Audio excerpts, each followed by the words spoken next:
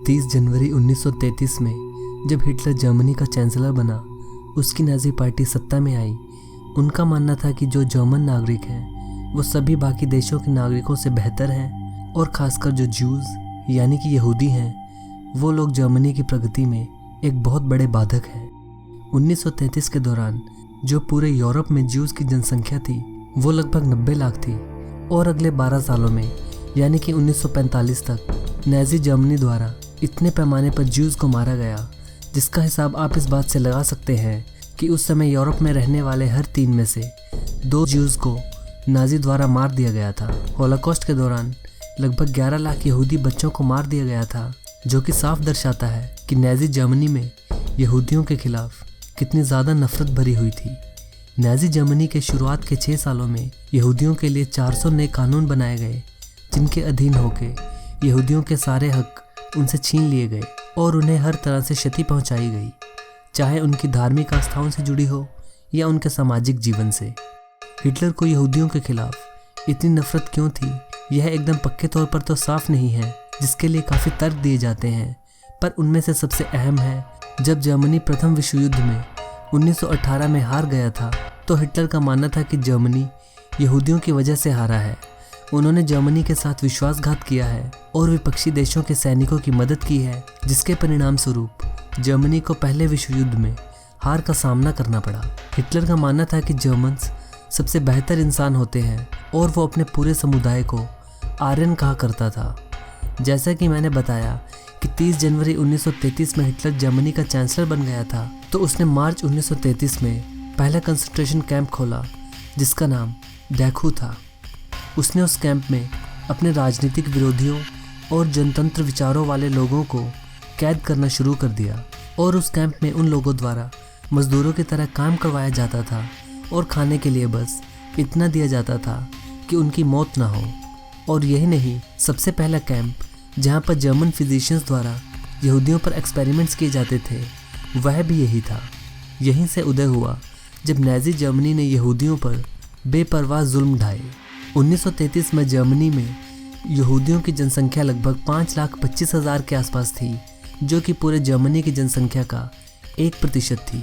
और इन पर जुल्मों का सिलसिला तब शुरू हुआ जब 1933 के बाद अगले 6 सालों में जो भी यहूदी बड़े ओहदों पर थे, चाहे वो सरकारी हों या बाहरी हों, उन सबको नौकरी से निकाल दिया जाने लगा।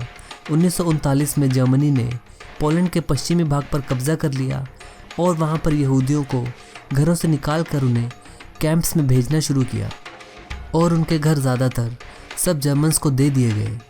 और जैसे जैसे जर्मनी यूरोपियन देशों पर कब्जा करने लगा तो नाजी जर्मनी द्वारा 1939 से 1941 के बीच लगभग 2.5 लाख लोगों का कत्ल इसलिए कर दिया गया क्योंकि वो लोग अपंग थे और जर्मनी को आगे बढ़ने में इस तरह के लोग रास्ते में पत्थर साबित होते हैं, इसलिए इन लोगों को मार दिया गया और इनमें ज़्यादातर यहूदी और जो कि यूरोपियन देशों के लोग बंदी बनाए गए थे वो थे।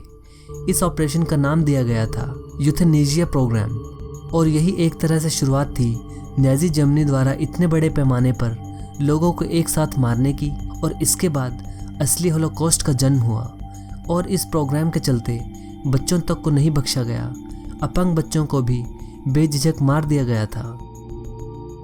और इसको बढ़ता देख जब जर्मनी के धार्मिक आस्थाओं के बड़े ओहदों के लोगों द्वारा इनका खंडन किया गया तो हिटलर ने इस पर रोक लगा दी। पर माना जाता है कि यह सब फिर भी छुप छुप कर किया जाता था, बस बाहर से दुनिया को दिखाने के लिए इस पर रोक लगाई गई थी, पर अब यह बिना रोशनी में आए किया जाता था। 1940 के आते आते नाजी जर्मनी का यूरोप पर कब्जा बढ़ता जा रहा था। उसने Denmark, Norway, Netherlands, Belgium, Luxembourg और फ्रांस को अधीन कर लिया था। इन सभी क्षेत्रों में पकड़े गए यहूदियों को पोलैंड के घेटोज में भेजा जाने लगा।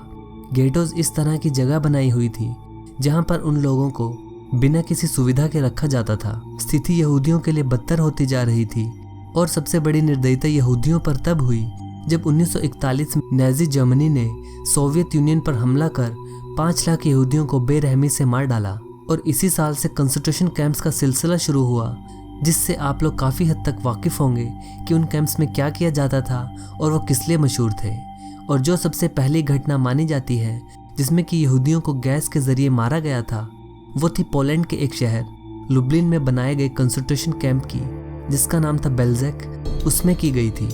इसी तरह के 5 और कैंप्स बनाए गए यहूदियों को गैस के द्वारा मारने के लिए, और जिनमें कि सबसे बड़ा कैंप था ऑश्विट्ज़ कैंप। और जो सबसे बड़ी मात्रा में इन कैंप्स में लोग लाए गए थे वो हुई थी सन 1942 में, जब इन कैंप्स में 3 लाख लोगों को एक साथ लाया गया था।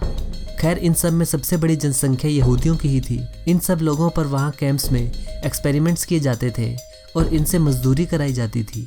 और जब यह लोग बीमार या काम करने में असहाय हो जाते थे तो इनको गैस चैम्बर्स में ले जाकर मार दिया जाता था।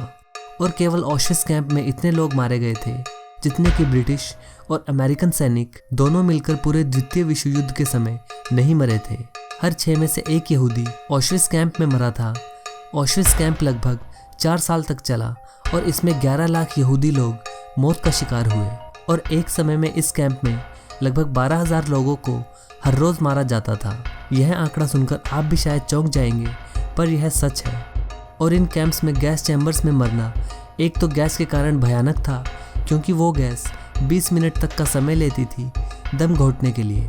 और जो इससे भी बुरा था वो यह था, और उस समय जब गैस चैम्बर्स में लोगों को बंदी बनाकर मारा जाता था, वो सभी लोग आपस में एक दूसरे के जानने पहचानने वाले भी नहीं होते थे। वो सभी एक दूसरे के लिए एकदम अनजान लोग होते थे और इन सब लोगों को एक चैम्बर में डाल दिया जाता था। आप अंदाज़ा लगा सकते हैं कि वो क्षण कितना भयानक रहा होगा, जहाँ पर आपका धीरे धीरे दम घुटकर मौत होने वाली हो और आसपास के चेहरे आपके परिवार के नहीं बल्कि एकदम अनजान इंसान के हैं। अगर हम बात करें कि कैंप्स के अंदर की ज़िंदगी कैसी थी, तो वो कुछ इस तरह थी। जो लोग वहाँ पर पकड़े गए थे वो सब अलग अलग सामाजिक स्तर से थे। तो जो लोग सामाजिक स्तर में थोड़ा ऊंचे थे उन्हें थोड़ा आसान काम दिया जाता था, जैसे कि बाकी लोगों को देखना कि वो काम ढंग से कर रहे हैं या नहीं। और थोड़े नीचे स्तर के लोगों को ज़्यादा मेहनत वाला काम दिया जाता था, जैसे कि कारखानों में काम, खदानों में काम, सामान इधर से उधर लेकर जाना। और उनसे वहाँ के गार्ड्स भी बहुत बुरा व्यवहार किया करते थे। उन्हें खाना भी कम दिया जाता था और इन कैंप्स में लोगों को कम से कम जगह में ज़्यादा से ज़्यादा रखा जाता था। जिस जगह पर 500 इंसानों की जगह होती थी वहाँ पर लगभग 800 लोग रहा करते थे। और वहाँ पर हर गलती की सज़ा मौत होती थी। अगर किसी ने काम में कोई गलती करी है तो उसको मौत की सज़ा दी जाएगी, चाहे वो गलती कैसी भी हो। अगर कोई ज़्यादा काम करने की वजह से बेहोश हो गया तो उसकी सज़ा भी मौत होती थी। उन सबको अपना खाना, नहाना, सोना सब समय पर करना पड़ता था। वहाँ की परिस्थितियाँ आज की दुनिया की किसी भी जेल से ज़्यादा मुश्किल थी। पर धीरे धीरे जैसे जैसे जर्मनी की युद्ध में हार होने लगी, इन कैंप्स को ब्रिटिश, अमेरिकन और रशियन द्वारा खाली करवा लिया गया। मैदानिक कैंप 1944 में सोवियत द्वारा खाली करा लिया गया। 1945 में ऑश्विट्ज़ कैंप भी सोवियत द्वारा खाली करा लिया गया। डाकू कैंप अप्रैल 1945 में अमेरिका द्वारा खाली करा लिया गया। और यह लोग पर आज़ाद होने के बाद भी अपने घर नहीं जा सकते थे, क्योंकि इन लोगों के घर उजड़ चुके थे और ना ही इनका अब कोई परिवार बचा था और बाकी समुदाय के लोग इन्हें स्वीकार नहीं रहे थे। तो इसका हल यह निकला कि एक नए देश का उदय हुआ जो कि यहूदियों यानी ज्यूज़ द्वारा निर्मित था। वो देश बना इजराइल। पूरे होलोकॉस्ट के दौरान लगभग 60 लाख यहूदी मारे गए, 30 लाख सोवियत युद्ध के बंदी मारे गए, 30 लाख पोलैंड के ईसाई मारे गए, 7 लाख सर्बियाई लोग और 1.5 लाख जर्मन। और जो कि इन कैंप्स में ऑफिसर थे जो कि इन लोगों के मौत के जिम्मेवार थे, उन पर नोरेम्बर्ग जो कि जर्मनी में है, वहाँ 1946 में केस चला, जिसमें कि उनमें से 12 को मौत की सज़ा हुई, 3 को आजीवन कारावास और 4 को 20 साल कैद की सज़ा सुनाई गई। हॉलोकॉस्ट से संबंधित एक वीडियो और लेकर आऊँगा जिसमें कि हम इससे जुड़े कुछ रोचक तथ्यों को जानेंगे। पर इस वीडियो के लिए सिर्फ इतना ही। अगर आपको वीडियो पसंद आए तो इसे लाइक और शेयर ज़रूर करें, और अगर आप इस चैनल पर नए हैं तो चैनल को सब्सक्राइब ज़रूर करें। धन्यवाद।